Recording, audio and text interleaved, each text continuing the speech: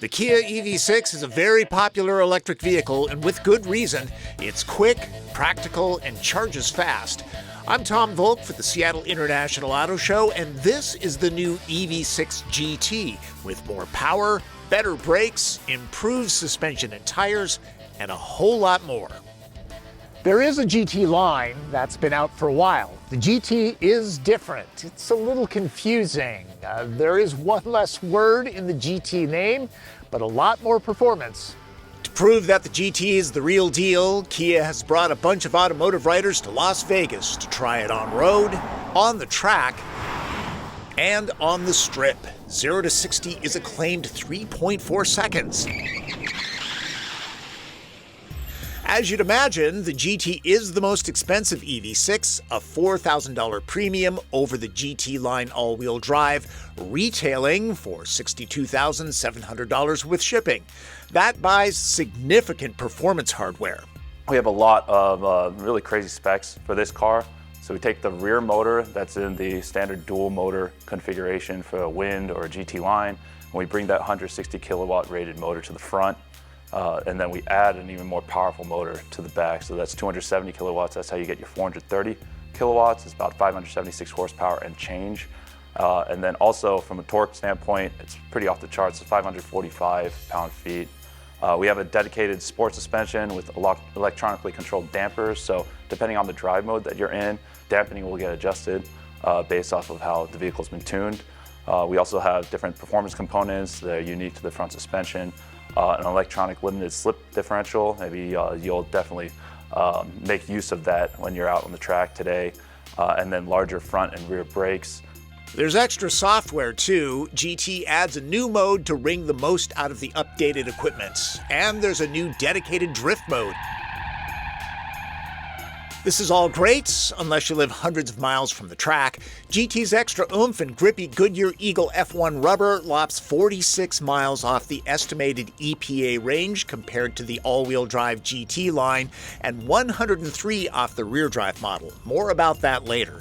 Fortunately, the 800-volt eGMP platform charges up very quickly, juicing from 10 to 80% in 18 minutes in ideal conditions at 350 kilowatt DC fast charge stations.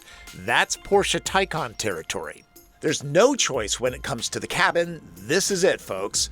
Accented up in Seahawks action green, it sure does make a statement. The deeply bolstered seats hug like your over-affectionate auntie. They're heated and offer good support. The passenger seat is manual, so is the driver's, if that's a deal breaker for you. Even enthusiasts will spend most of their time on public roads, and so it's where Kia points us first. It has lower profile tires on 21-inch wheels, and with the adaptive suspension in the right setting, the ride quality is far from jarring. And that said, the Nevada roads in and around Vegas are pretty well maintained. On these events, they always pair us up with a fellow journalist. Ladies and gentlemen, Henry Payne from the Detroit News. Howdy. Have to say, we are doing 70 miles an hour. This is whisper quiet. You can dial in sounds. We aren't doing that, but this is terrific. Yeah, it's a really nice buttoned up car. Kia's semi-autonomous driving system called Highway Driving Assist 2 is quite good. It holds the lane confidently, takes gentle curves smoothly. Super Cruise remains the gold standard. Yes, the range drops to 206 miles. This is a performance car, first and foremost. Those are always less efficient. That's just physics. At least Kia is conservative when it comes to those numbers. I'm in max regen right now, foot off the throttle, and not bad. Yeah, I really like regen. I mean, you drive electric cars for a while, and you really grow to appreciate it. Best to use 576 horsepower and 545 pound-feet of instant torque on the right playground. That would be Las Vegas Motor Speedway. A refresher, the all-wheel drive GT line zips to 60 miles an hour in 5.1 seconds with a top speed of 117 miles an hour. GT's numbers are 3.4 and 161. All right. Track time. My favorite time. This is a lead-follow situation. Okay, a thumbs up if you hear me in there. Starting with a lap to get us familiar with the course. I've driven the Taycan GTS at Thunder Hill, so this should be interesting. Putting the throttle down, wow. You definitely feel that. Braking, going into a corner. Wow, very nicely controlled. The lithium-ion pack is the same 77.4 kilowatt hours found in all other EV6s. The performance bits, like more powerful motors, add some 300 pounds of heft. GT weighs around 4,800 pounds, so weight transfer in hard cornering is felt. Taycan hides this better. Braking hard. The rubber is warmed up, but the pavement is on the cool side. At around 50 degrees, there's a little less stick. We are up to 120. At the limits, this is an easy car to drive. All the dynamics are delightfully progressive and predictable.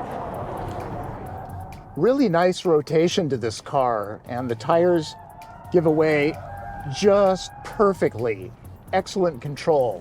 A low center of gravity is always an advantage. The bit of lean in extremely hard cornering actually helps your brain and inner ear understand what's happening, since noise is mostly absent. There is that whole concept, you kind of drive a car by sound, the engine revs and all. You don't have that with this, but the chassis is so well tuned, you really don't need it. You're really driving by the sound of the tires.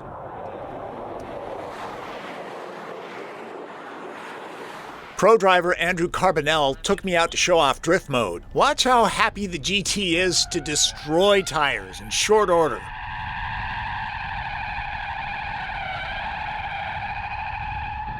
It will shred rubber like this as long as you have battery power and money to buy new tires. There's an electronic limited slip differential in back for changing the dynamics to hoon the way you want.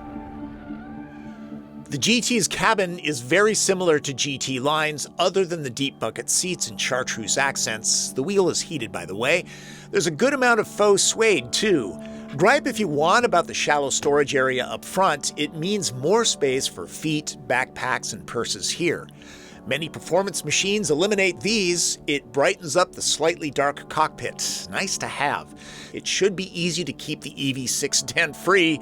If not, the drivers had every kind of warning possible. There are more expensive cars than this that don't line the pockets to keep rattles down. There's a great head-up display, too, with augmented reality prompts when using the navigation system. A reminder that the performance sounds can be switched and volume is adjustable. That's an option on many Porsche Taycans. As for the back seat, at 5'9", I have enough head, knee, and leg room, but foot room is a little bit snug.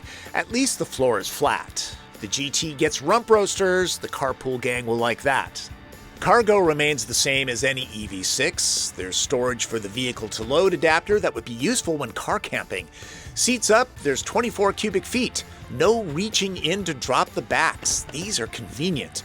There's no ski pass-through of any kind, but the floor is flat at least. A reminder that Kia classifies this as a crossover SUV, but it's much like a wagon. Max cargo room is 50 cubic feet. Choice is good, and the GT is an excellent halo for Kia, an automaker that just keeps pumping out excellent product. Many buyers, especially those that travel often, are better served by less intense models, but there's no denying this kind of capability is a blast. Check in with your local Kia dealership to see if they have an EV6 GT in stock. This will be a rare machine. For the Seattle International Auto Show, I'm Tom Voelk.